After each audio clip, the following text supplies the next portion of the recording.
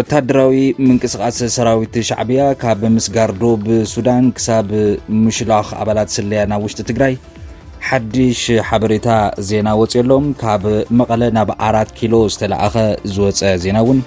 ኣስዕበ ቢልና ብዝርዝር ናባኸም ነብሎ ብሰንኪ ጎንፂ ዝተመልከተ በራታት ጥራሕ ደው ኢሎም ዝብሉ ዜናታት ዝነበሩ ወሲኹ ድማ ካልእ ሓድሽ ምዕባለ እውን ተሰሚዐሎም ዋናዊ መግለፂ ሕዝቡን ካብ ትግራይ ወፅሎ ዓባይ ብሪጣንያ ናብ ትግራይን ኣምሓራን ጋምቤላን ዝግበር ጉዕዞ ሙሉእ ብምእጋድ ኣብ ካልኦት ካብታት ኢትዮጵያውን መጠንቀቕታ ኣውፅያላ ዝብል ዜና ትማልያ ማሲ ዝወፀ ዜና እዩ እዚ ተመልኪቱ ግን ካብ ካልኦት ክልላት ከንታይ ሓድሽ ነገር ኣሎ ክልል ኦሮሚያ ዝተመልከተ እውን ካልእ ሓድሽ ዜናና እዩ ኣብ እዋናዊ ኩነታት ተመልኪቱ ካብ ምንቅስቃስ ደለይቲ ለውጢ ትግራይ ካልእ እዚ እውን ሓድሽ ምዕባለ ዜና እዩ ውድብ ሕብራት ሃገራት ሕብረት ኣውሮፓን እውን ኣብ ኩናት ትግራይ ኣመልኪቱ መጠንቀቕታ ኣስሚዕሎ እዚ መጠንቀቕታ ኣብ ልዕሊ ምግጫው ኩናት ፌደራል መንግስቲ ኢትዮጵያ ከምኡ እውን ሓይልታት ትግራይ ዝተመልከተ እውን ካልእ ዜናና እዩ እዚ ቻናል እዚ ላይ ጌርኩም ጀምሩ ሼር ሰብስክራይብ ብምግባር ቤተሰብ ኩኑ ናይ ሎም ማዓንቲ ጥሪ 25 2018 ዓመተ ምህረት ዋናዊ ዜናታት ነው ጀሚሮም ኣለው ሰናይ ምክትታል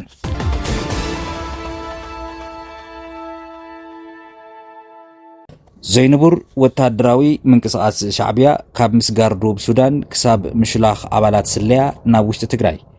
ኣብ ዝሓለፈ ሒደት መዓልትታት ሰራዊት ኤርትራ ሻዕቢያ ኣብ ዝተፈላለዩ ኣንፈታት ዘይንቡር ዝተሓላለኸ ወታደራዊ ምንቅስቃስ የካየድ ከም ዘሎ ዝሕብሩ ሓደሽቲ ሓበሬታታት ይወፅሎም ብዕለት 23 ጥሪ 2018 ዓመተ ምህረት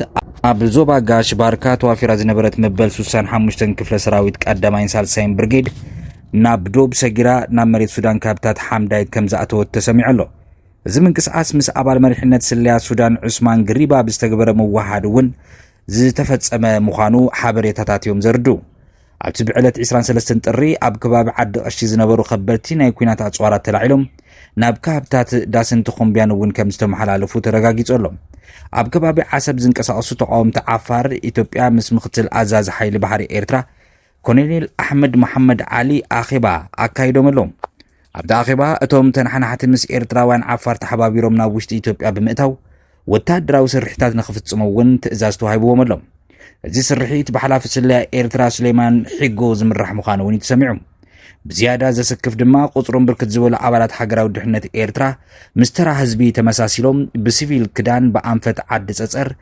ልጅ ማርያም ዓዲ ዓውዓላ ዓዲ ክልተን ናብ ውሽጢ ትግራይ ይሸልኩ ከም ዘለው ዝተረኸቡ ሓበሬታ የመላኽቱ እዚ ኣብ ዙርያ ዶባት ኢትዮጵያ ዝረአ ዘሎ ወታደራዊ ምንቅስቃስ ሻዕቢያ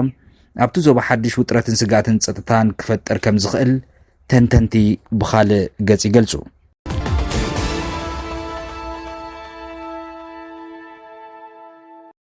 ካብ መቐለ ዝተላኣኸ ዝወፀ ሓበሬታ ድማ ብሰንኪ ጎንፂ ጸለምቲ በራታት ደው ኢሎም ኣለው ግዝያዊ ምምሕዳር ትግራይ ጻውዒት ሰላምን ህጹጽ መፍትሒ እውን ኣቕሪቡ ኣሎ ኣብ ከባቢ ጸለምቲ ብዝተወልዐ ጎንፂ ናብ ትግራይ ዝግበሩ ኩሎም በራታት መንገዲ ኣየር ኢትዮጵያ ንግዚኡ ተቋሪጾም ከም ዝነበሩ ዝዝከር እዩ ምስቲ ኣብቲ ክልል ዘሎ ባንክታት ዘጋጥም ዘሎ ከቢድ ጸረ ገንዘብ ካሽ ተደሚሩ ድማ ኣብ ልዕሊ ህዝቢ ከቢድ ጸቕጢ ምንግልታዕን እውን ፈጢሩ ኣሎ ፕሬዚደንት ግዝያዊ ምምሕዳር ትግራይ ጀነራል ታደሰ ወረደ ኣብ እዋናዊ ኩነታት ኣብ ዝሃቦ መግለፂ እቲ ኣብ ከባቢ ጸለምቲ ዘጋጠመ ምግጫው ዘላቒ መፍትሒ ብዘይምርካቡ ዝተፈጠረ ክኸውን ዘይነበሮን ምዃኑ የመገንዚቦም ኩነታት ቅድሚቲ ጎንፂ ናብ ዝነበሮ ንኸምለስ ድማ ንመንግስቲ ፌደራል ጻውዒት ኣቕሪቦም ኣለው ግዝያዊ ምምሕዳር ትግራይ ኣብ ዘውፅኦ ወግዓዊ መግለፂ ዘላቒ ሰላም ንኽረጋገጽ ኣብ መንጎ ተመዛበልቲ ወገናት ናብ መረበቶም ክምለሱን ኣብ መንጎ ህዝቢ ትግራይን ኣምሓራን እውን ሰላም ክወርድ መንግስቲ ወሰን ትግራይ ክኽብር እንከሎ እውን ጥራሕ ምዃኑ ይገሊጹ ዝኾነ ይኹን ጸገም ብሰላማዊ ፖለቲካ መንገዲ ጥራሕ ክፍታሕ ከም ዘለዎ ግዝያዊ ምምሕዳር ጽኑዕ እምነት ከም ዘለዎ ነፍሊጡ ኣሎ ብምኽንያት እቲ ጎንፂ ድማ ተቋሪጾም ዘሎ በራታት መንገዲ ኣየር እውን ብህጹጽ ንኽጅምሩ እቲ ኣብ ባንክታት ዘሎ ጸረ ሕጽረት ካሽ ህዝቢ ንኸይጎድኡ መፍትሒ ክወሃቦን ግዝያዊ ምምሕዳር ትግራይ እውን ውዕል ሰላም ፕሪቶሪያ ዘለዎ ተወፋይነት ደጊሞ ክረጋግጽ ይፈቱ መንግስቲ ፌደራል እውን ብቁልጡፍ ዞም ሕዚ ተዓጽዮምን ደው ኢሎምን ዘሎ ምንቅስቃሳት ምውሃብ ኣገልግሎታት ናብ ስርሖም ክጅምሩ ክብል እውን ናብ 4 ኪሎ ዝተላኣኸ መልእኽቲ ሓበሬታ ይዘርድእ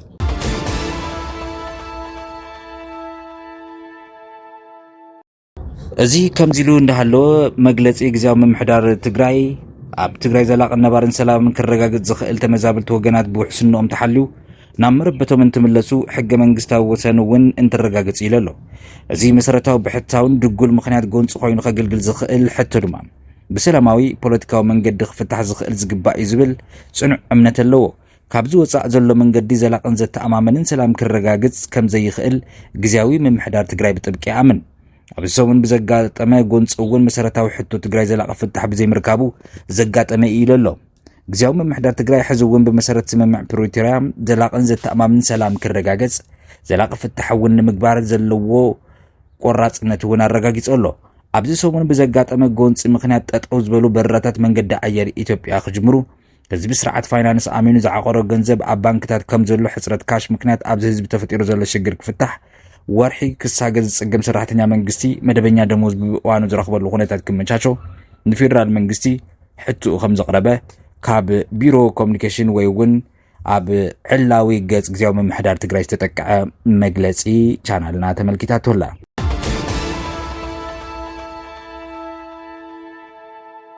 ዓባይ ብሪጣንያ ናብ ትግራይ ኣምሓራ ጋምቤላ ዝግበር ጉዕዞ ሙሉእ ብምሉእ ኣጊዳላ።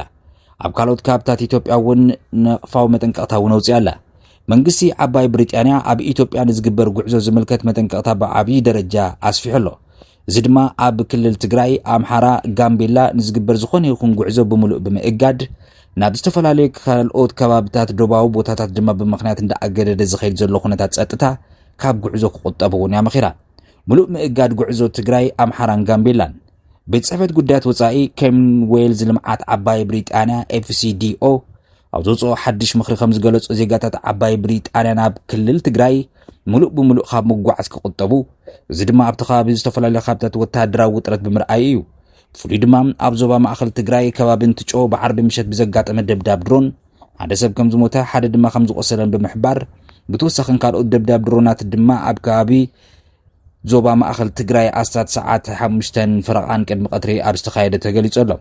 እዞም ክልቲኦም ደብዳባት ንሓውስቲ ጻዕና ኣውቶቡሳት እዮም ዕላማ ገይሮም ነይሮም ይብል። ኣብዚ ክልል ዝግበር ናይ ነፈርቲ በረራታት ከዓ ካብ ሓሙስ ጀሚሩ ሙሉእ ብምሉእ ከም ዝተኣገደ እውን ዝዝከር እዩ። ኣብ ከባቢ ዶብ ዝግበር ጉዕዞ ዘጋጥም ገደባትን ከምኡውን ክልል ዓፋርን ቤንሻንጉል ጉሙዝን FCDO ውሽጢ 10 ኪሎ ሜትራት ካብ ዶብ ኤርትራ ናብ ዝርከብ ቦታ ሙሉእ ብምሉእ ካብ ምጓዓዝ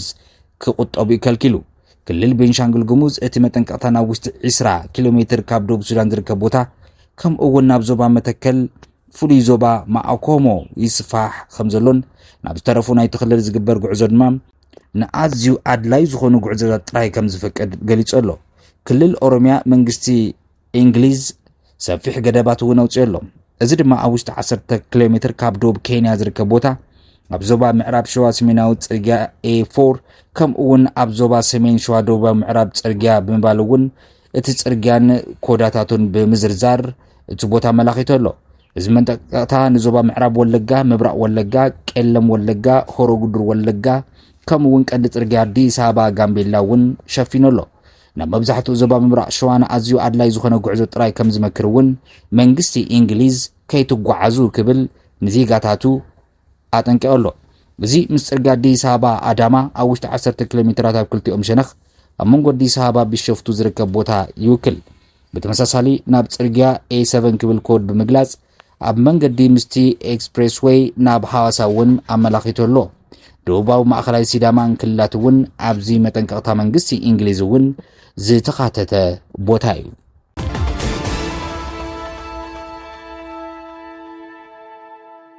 እዋናዊ ኩነታት ኣመልኪቱ ካብ ምንቅስቓስ ደለይቲ ለውጢ ድማ ዝተዋሃበ መግለጺ ህዝቢ ትግራይ ስምምዕ ሰላም ፕሪቶርያ ስዒቡ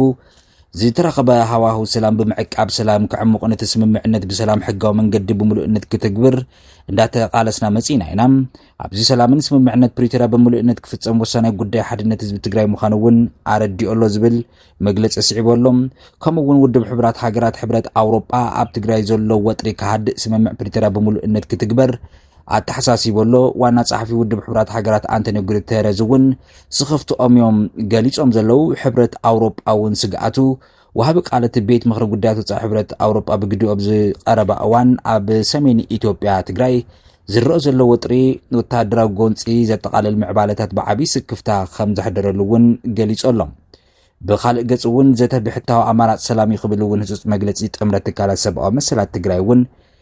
ካብ ካልእ እውን ተሰሚዑ ኣሎ። ምባርከሽ ክቡራት ተመልከቲ ሰማዕቲ ቻናልና ንሎም ዝሓዝናዮም እዋናዊ ሓድሽ ምዕባለታት እንታይ ኣሎ እንታይ ኣበይ በጽሕን እትብሉ ሕዚ ትዘሎ ጽቡጥ ኩነታት መሬት ዘሎ ሓበሬታ ሕዚና ቀሪብና ነርና ቀጻሊ ብኻልእ ሓዲስ ዜና ክንምለስ ኢና። ሰላም